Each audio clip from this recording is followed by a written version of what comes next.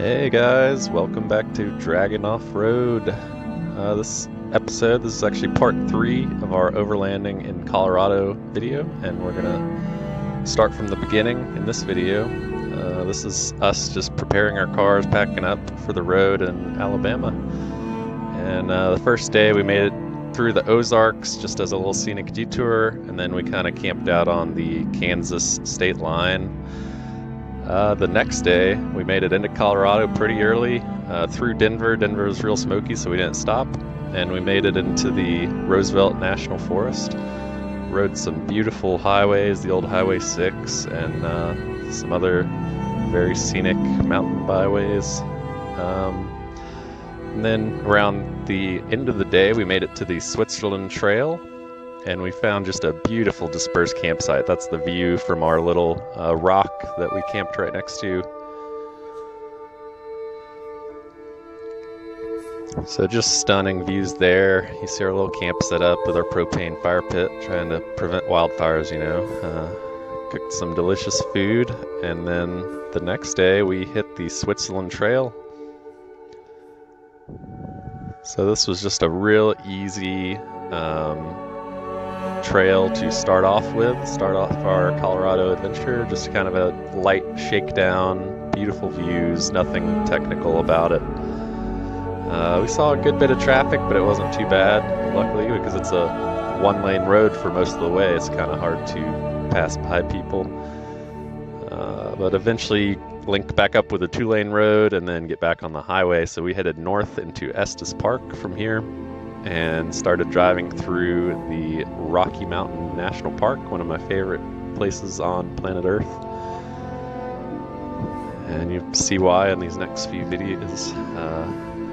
That's the road cutting into the mountainside there. The Trail Ridge Road. Just absolutely beautiful road, probably one of my favorite drives ever. And from there we came back down into Grand Lake, saw a moose there. That was really cool. And then we found a campsite up near Stillwater Pass, which was in the middle of this massive burn zone. But you know, that didn't stop us from having a good time cooking some delicious steaks and vegetables and all that. And relaxing by the fire pit for the sunset.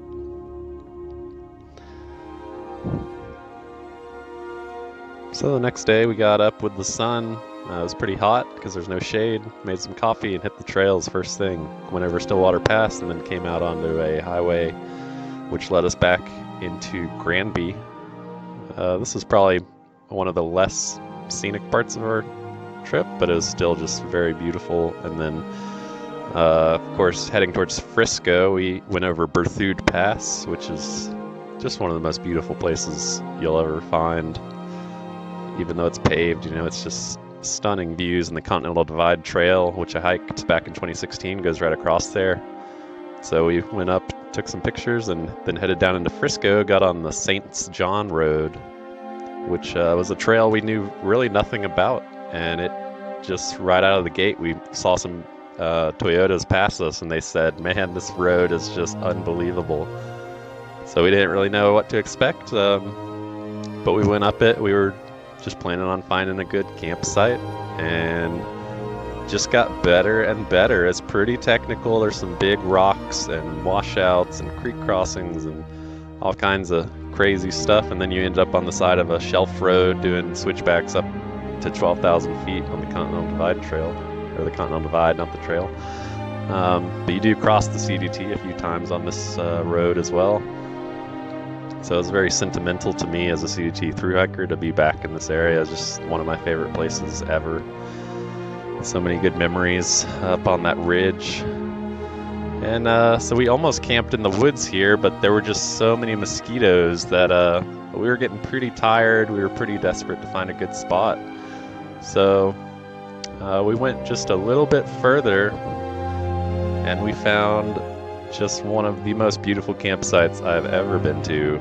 Completely remote, dispersed, wide open panoramic views of the mountain. There's my rig parked up at our little flat hill that we found. Nice little campsite with a fire ring and all that. And just look at this view. I mean, it's just unbelievable.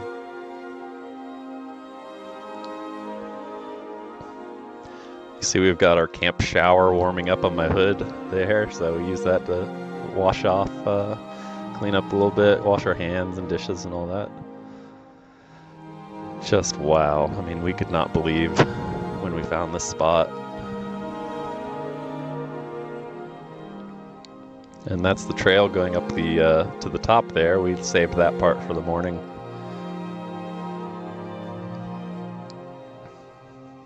So here's some good shots of the rig and our camp kitchen setup. We cooked some delicious fajitas, chicken fajitas with vegetables. Just different shots of our little kitchen there.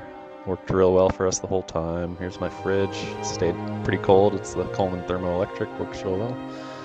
And overall, we just had a really chill evening. We ate a lot of delicious food. We were just exhausted. It was a real long day from Stillwater Pass to here. And so we were planning on just relaxing at camp and seeing some meteors at night, watching the Milky Way overhead with the stars. And so yeah, overall it was just a really awesome trail. I cannot recommend it enough. It was just it was really cool until the goats attacked.